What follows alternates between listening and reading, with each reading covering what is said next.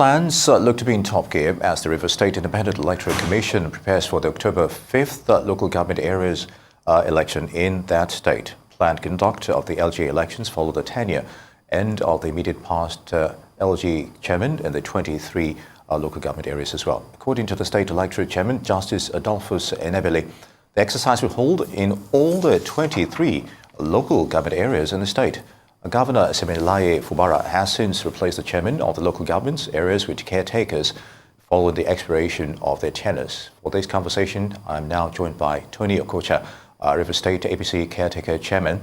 He will also be speaking on the defection of the 26 lawmakers and the position of Martin Amewule, as well as the planned nationwide protest. Good to have you on Rives News, Mr. Okocha.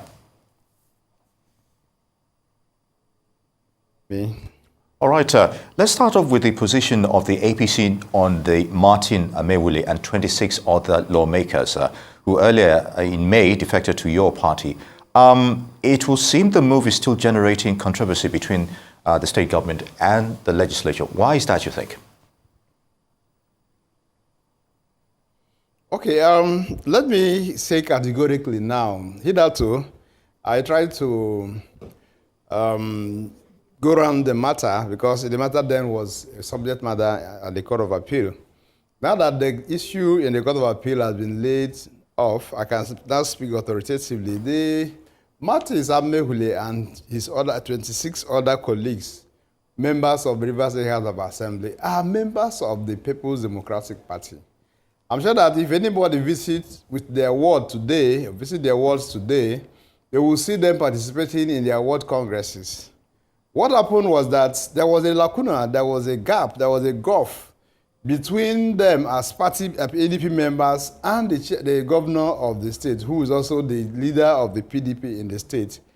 And this gulf was almost degenerating to the point where they were helpless, they were hopeless, they needed, a succor.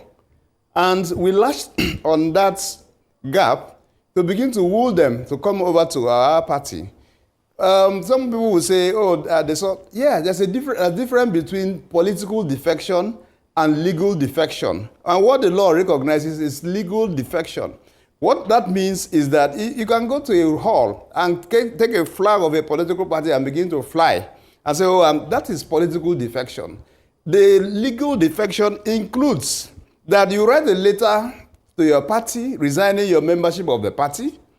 You will also now re-register yourself in the new party that you have chosen, and you bear the ID card or membership card of the party. As we speak, they are not members of the All Progressives Congress in terms of the legal defection, as it were. I recall too, I know that maybe you will ask me, there was an event that we had at Polo Club at some point. Days after we were appointed into the caretaker position of APC in Rives State, we felt we should introduce ourselves to our party members and also would them tell them, look, that there is a new trend in the party, because our party was almost like a social club in Rives State. So in that Thanksgiving service, we invited people, different kinds of people, including the assembly members. We didn't invite them as assembly members. We invited them as individuals. And quite a few of them attended, the Thanksgiving service. So as far as we are concerned, we are still weighing them. We are weighing them until all of these crises now began, and then people are saying, no. But the truth of the matter is that as chairman of the party, I speak authoritatively. No word had told me that any of the assembly members had defected to the party by registering himself or herself into the party in their wards. No word has said so to me at all. No letter had also been written to me by anybody whatsoever. But granted, we are still weighing them. I can say that categorically, that we are still weighing them. It is our business to woo people to come to our party to help us win the election. And they are potent enough. If we're able to win them over, then we are on the road to making progress. All right, Mr. Okocha, despite these political defections, as you rightly put, and your efforts to woo them, virtually almost every week we're inundated with various news about the tussle between the governor and the lawmakers. And What impact is this having on the electorate? Surely people must be wary about this by now, especially when it comes to, service delivery from the appropriate authorities, as it were. I'd like your thoughts on that. Yeah, the issue of service delivery in Rivers State is zero. You recall that at some point, there was an interview I granted sometime, and they are asking me to score the governor up 365 days in office. And I said, I gave him -0 if there's anything like that. Now, the problem in Rivers State, the political crisis people talk about, is not that APC is in controversy with the PDP, as in, having a bus stop and all of those. No. It's not that the PDP is in controversy with Labour Party. It is their internal problem, intra-party matter of the PDP that is beginning to spill over to the entire state. And that's what we are against as political party whose responsibility is to speak, to speak for the voiceless. So that's our role. That's the role we are playing. Now, because of what they are doing in the state, development has taken the back seat. The state has been run aground. We can barely say of anything that has happened under Governor Siminalayi Fubara within the period he assumed office. I have tried to juxtapose what he has done, vis-a-vis projects and developmental strides. I've justified juxtapose it with what we see in other states. Take, for instance, Abia State. Because sometimes if you use Lagos, they will say, the Lagos state governor is a return, is a second-term governor. But there are other states that are also the same 1 year with the governor. Abia State here is a typical point. Akwa Ibom is another one. Niger State, and so forth and so on. You will see developments. How can you possibly thrive?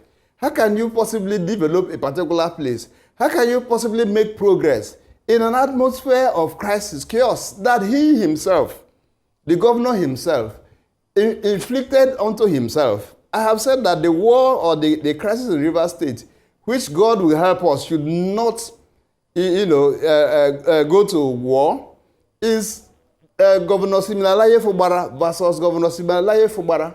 He is the architect of all of it. All right. He is the architect of all of it. It's affecting development in the states. There's no if and but.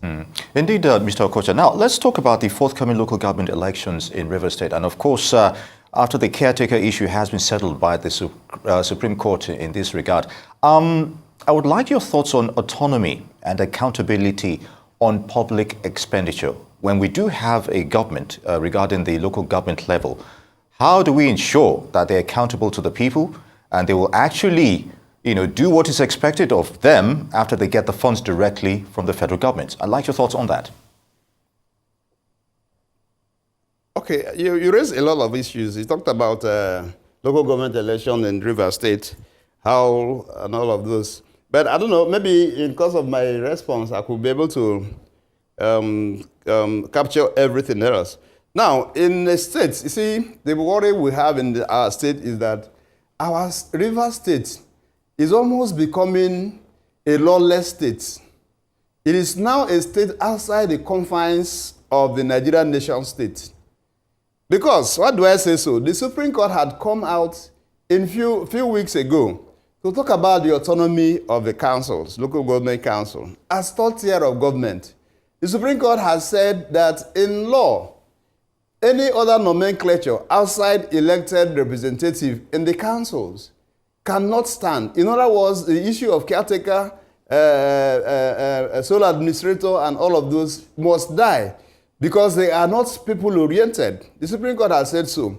But you'll be shocked to hear that even right in Rivers State, as we speak, that the governor is funding people who are calling themselves caretaker chairmen, and they are moving from one local government to the other. And I'm sure you have heard, or you'll be hearing, God forbid, that there will be clashes. There will be clashes because of what is happening. Yesterday, the elected chairman, whose tenure, well, by law had expired, but by the law also made by the assembly still claim that they still have some more months in council, may be clashing with these other people. The issue is, should the caretaker people who call themselves caretaker, outside the Supreme Court judgment, after the Supreme Court judgment, should they still parade themselves as caretaker? Which law is that? And the unfortunate thing is that it is the governor that is empowering them. A man who does not respect the rule of law, a judgment is delivered today by Federal High Court. He goes to State High Court to attempt to thwart it. It's funny. Anyhow, that's a matter that we should bring officially before Nigerian populace.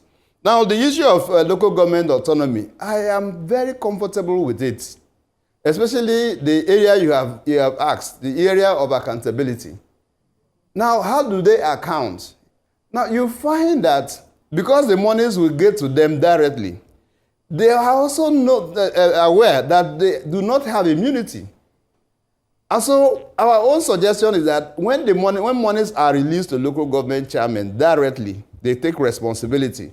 That the federal government should do us a favor of also publishing how much was given to the local government councils, so that the citizenry of those local governments will make their chairmen accountable. All right, so the issue of deductions, we're taking money for primary health care, we're taking money for primary education and all of those, will be reduced, will be removed. Because before now, it was a conduit pipe. Most governors, in most states, use such funds for other things. In fact, I visited a local government somewhere in the north, and I'm told the place was deserted. It's a work day. And I was told that people don't work here, that they only come on the payday. And they tell, as soon as they take their salary, they are gone. The reason is that they have no autonomy. The Supreme Court, where the matter is instituted by the president, who had talked about renewed hope. Renewed hope is not about bread and butter only. Renewed hope is encompassing. What the president did by instituting that matter before the Supreme Court is to say, let us take away power from an infinitesimal minority and give to the majority of the people, so that elections can be conducted and people vote in that election and bring out the best of the people that will do their job for them. Not a situation where somebody sits down and he conjectures and concludes Mr. A, Mr. B, who is his core loyalist, to be there, because, of course, they know about what they are going to benefit from it. All right. So the Supreme Court has laid to rest all of this. Very good. Very good, Mr. And I'm dead sure that because the local government chairman will know that responsibilities have been given to them directly, if they like, they can begin to share the money with the governors or whoever they want to share the money with. Yeah. But the people will be after them to say, look, this is what it is. All right, Mr. Okocha, just before we go, because we're almost running out of time, I'd like to talk to you about the planned nationwide protest and efforts to have it shelved and those who support it. How would you describe the narrative behind the protest? Briefly, please. Well, the protesters are faceless. I have been an architect and in front, indeed, of protests and demonstrations, even as a student union leader. When you have to do a protest, there are ideas, there are reasons for that. And there are certain persons who will come out. As student union president, I will put my face to the protest, so that after the protest or whatever, we will negotiate, we will sit down and talk with government, the school authority. That is what a reasonable protest is, geared towards. And I have said many times, and I need to say again, yes, demonstration protests are within the rights of individuals in a given country or state. That is the law. The law protects that. It is a way to press down their need, granted. But now, when you find a protest that is ill-fated, you find a protest that is politically motivated, you find a protest that intends to destroy the entire fabrics of the country, it no longer becomes fashionable to allow it hold. Look at the case of Kenya. It's degenerated to war. And as small as the country is, see how Sudan has been ruined completely. What is the issue? And then I have asked again, is it possible to say that it is just this 1 year that Tinubu was president or is president of Nigeria that this issue of hunger had become unbearable? Okay, is it the cause of it? But again, I think that the president is doing quite a lot to see how he can ameliorate all of this, to see how these things can be stories of the past. I mean, do I now have to sit down here to talk about all the policies of government that are geared towards? Let's take this one. I have been in the state administration, and I recall that a time when we could not pay salaries, we had to borrow money from banks to pay workers' salaries in the states. At that point, we were getting 6-point-something billion naira only, and our workforce then was 8 billion. So now you have 6-point-something billion, and you have a workforce that will take 8 billion. What happens to the other one? We went and we were borrowing money, even when we exhaust our internally generated revenue. Now, with the president, Tinubu, coming into office and then throwing away, on that first day, extempore, he said, fuel subsidy is gone. And so much money now accrues to the center. Those monies that were diverted by the people who call the bourgeoisies, okay, as minute as they were, now comes to the center. And when those monies come, they are shared amongst the 3 tiers. It is not that when the monies come, the president will pocket them. No. The monies are shared among the 3 tiers, and then they are also expected to go to their respective areas, like the state and the local government, go to their precincts and apply those monies for the development of our people. So I have agitated that instead of taking a protest to nowhere, we should all concern ourselves with asking the major questions before our governors and the chairmen of councils. What are you people doing with the monies that accrue? Indeed. Now, I also see that there are processes that the president has put in place. And he has said to Nigerians, look, it is your right, but let us look at it, very objectively and logically. Can I ask, and we have asked, who are the faces of these protests? We need to know them. Are their children here? Are they also going to come out openly to say this is what they are pressing? So for now, as far as we are concerned, it is not timely for anybody to take to the streets in the name of protest. Because again, we have also, there have been allegations of the participation of politicians who lost election. So anybody who has lost elections should wait for 2027 and not to think that he can now come to take power through the back door. All right. Nigerians will resist that. All right. On that note, Mr. Tony Okocha, live in Port Harcourt, I'd like to thank you for your thoughts on these issues. Good to have you with us.